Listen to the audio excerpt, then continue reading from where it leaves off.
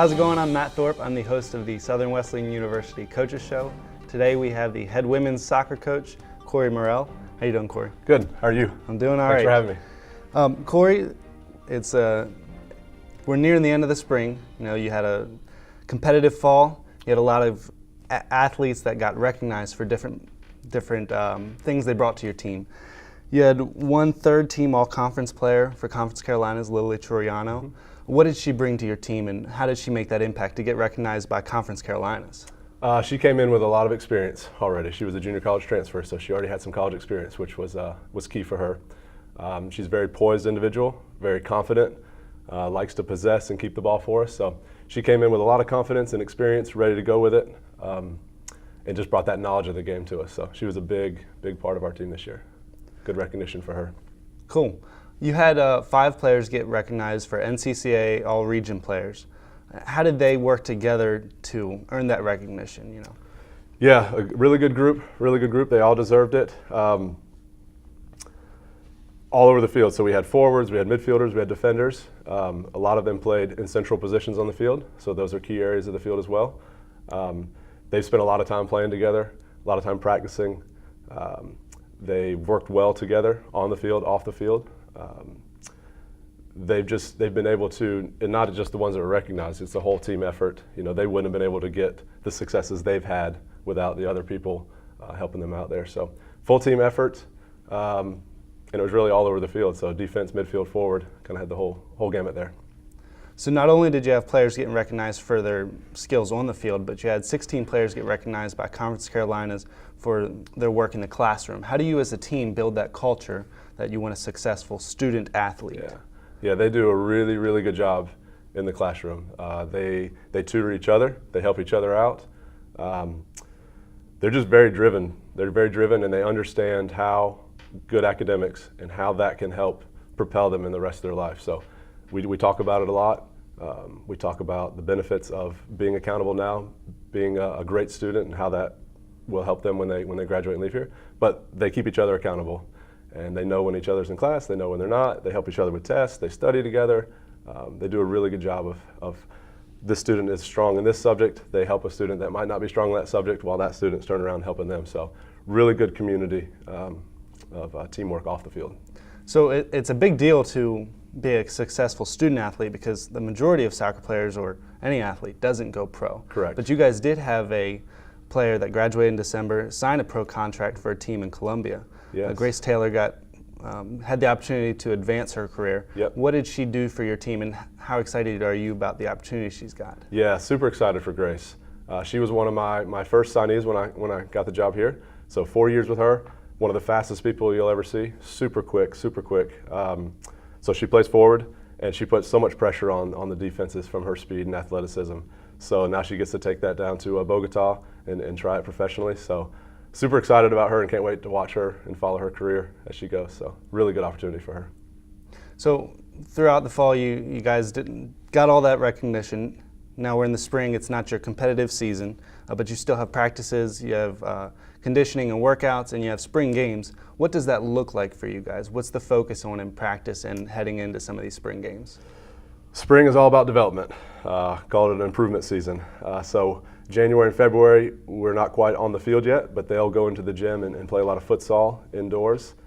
We hit the weight room heavy as well, so we're really trying to maybe do heavier weights in January and February. Once we get out on the field, March and April, we'll do a lot more. We'd like to play a lot more. There's a lot less instruction in the spring. I like to just let them play as much as possible. I feel like that's the best teacher for them. Just play as much as they can. Really working on some explosive movements, ladder work, and some of that improvement season stuff. But really, just all about development. When we go into the games, winning is not really a priority at all. It's all about development, trying people in new positions. I want to see if they can actually do some of the tactics that we've talked about. So development is really all we're looking for in the spring. So you develop players in the spring, but how do you get the players to take ownership of it in the summer? You know, the students leave college middle of May, beginning of May, and they don't return until August. So that's 2 months-ish Yep. where they've got to take ownership of it. How do you convince them? It's a process and it's a culture. It's something that they have to learn intrinsically on their own and become comfortable with. We also put them in some positions. For instance, we have accountability groups. So we'll have groups of 3 players that they're responsible for communicating every week. Usually it's 2 returners and 1 new player. And they're supposed to communicate every week. You know, how are your workouts going? How is this going? How's that going? Are you doing this? Are you doing that? So that helps keep them accountable. But if all else fails, they know the fitness test they have when they come back in August. So that's a little bit of a motivator too. But it's a culture. It's a culture that grows, and it's a process because it is difficult. When you go home, you're on your own. You're not around a group of teammates. You got to get out there yourself and motivate yourself. So it's a process. So you mentioned the culture, and every culture needs leaders to help structure it. You guys are losing 4 seniors. What does losing that kind of leadership mean to the team, and how does that open up a window or an opportunity for some of your underclassmen to step into leadership? Yeah. Great senior group, a really good senior group. They've been with me. Again, that was part of my first class as I came in, so that's my first 4-year class. Trying to say goodbye to them is going to be tough.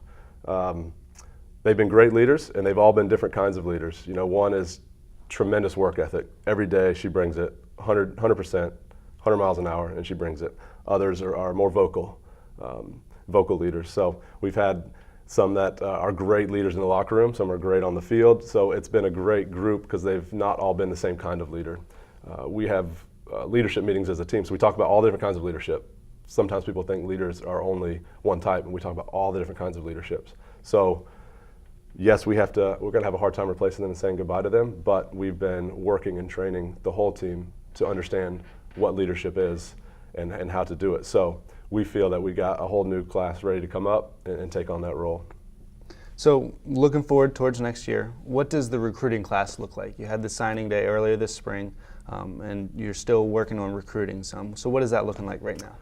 Really, really excited about this class. We signed 9 in February, and we have 1 more that we will be signing here shortly. It's a very versatile group. It's a very athletic group.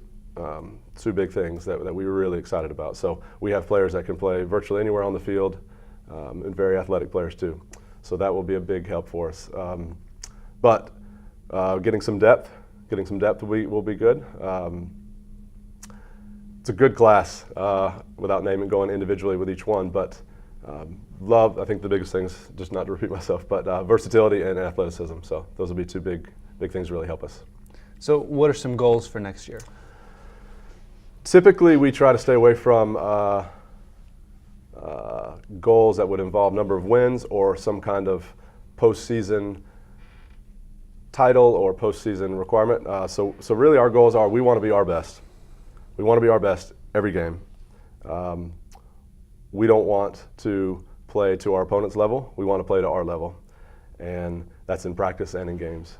So we don't have, I'm sure the players will tell you, yes, this is what I hope for. I hope we can conference tournament or we can get to the regional tournament or something. But as a team, collectively, from my standpoint, as we lead it, I want the best for them every single day.